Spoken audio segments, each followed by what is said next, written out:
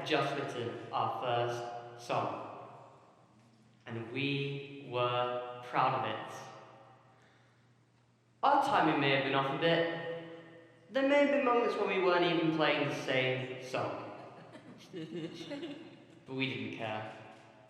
No, we thought our song was so good that we even filmed a music video. The dark, empty room, making serious faces.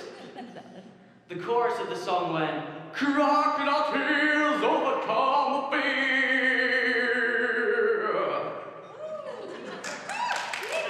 That's right.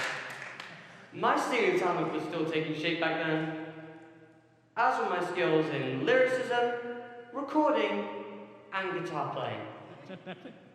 Okay, it was awful. But we loved it. We were going to be rock stars. Life was good. It was great. Until it wasn't.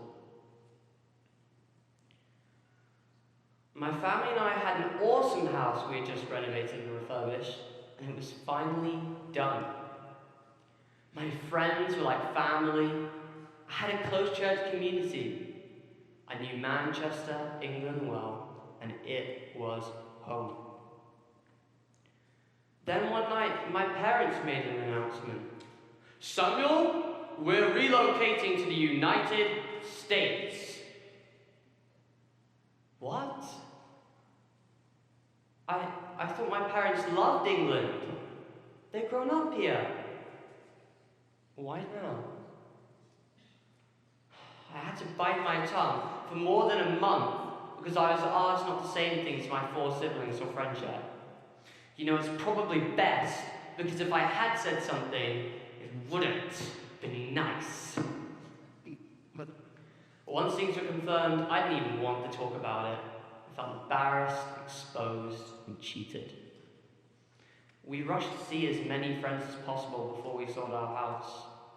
And day after day, meaningful objects from my room began to disappear. My shelves of books, my toy lightsabers and swords, my board game collection. For 2 years, my friends and I gathered for our weekly board game night. Now I had to host the last one. It wasn't easy having fun knowing my social life was coming to a grinding halt.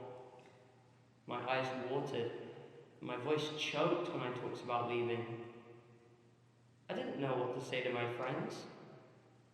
See you sometime, see you soon, see you on Zoom. In the end, it didn't matter. We all ended up emotional, and no one knew what to say. Not long after that, my family and I were homeless, and relying on the goodwill of friends and even strangers to house us while we waited for our visa to be approved. We waited for about 6 long months. "Samuel, how much do you like that guitar?" I love that guitar. I got it for my 14th birthday. My dad explained that buying a travel case for my guitar would cost more than it was worth. He was asking me to get rid of it. He promised he'd replace it with a new guitar as soon as we got settled, and I reluctantly agreed to give away my pride and joy. I settled into depression rather than entertain delightful thoughts of upcoming opportunities.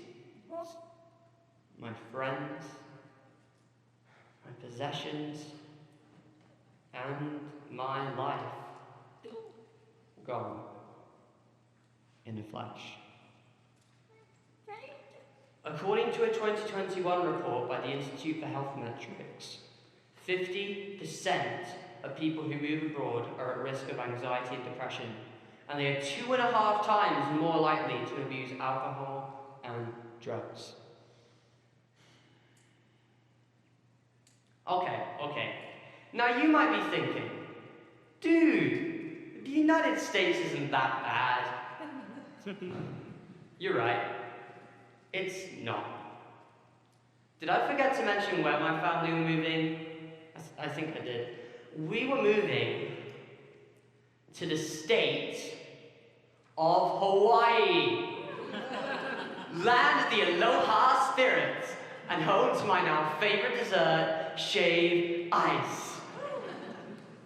I stupidly focused on the bad instead of the awaiting paradise.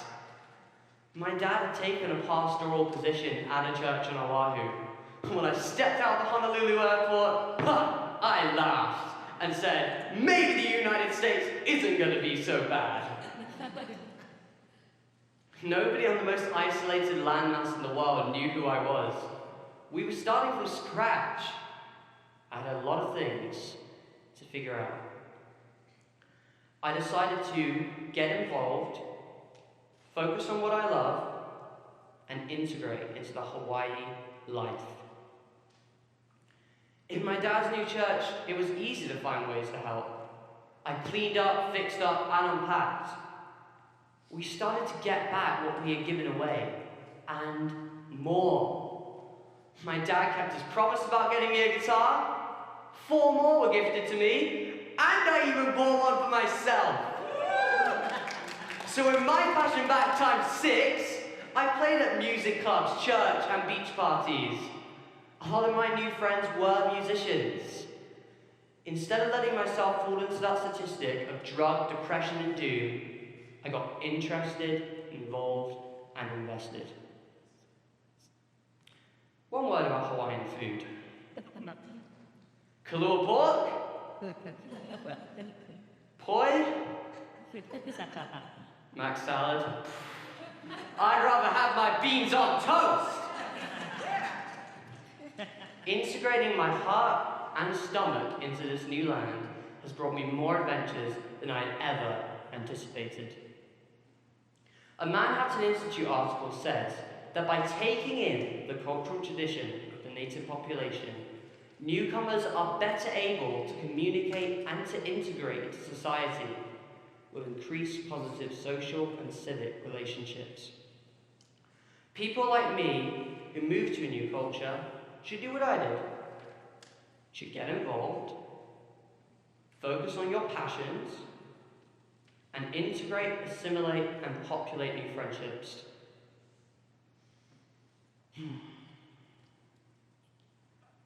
Be sure that your values and your beliefs will sustain you through difficulty. My faith got me through my struggles more than anything.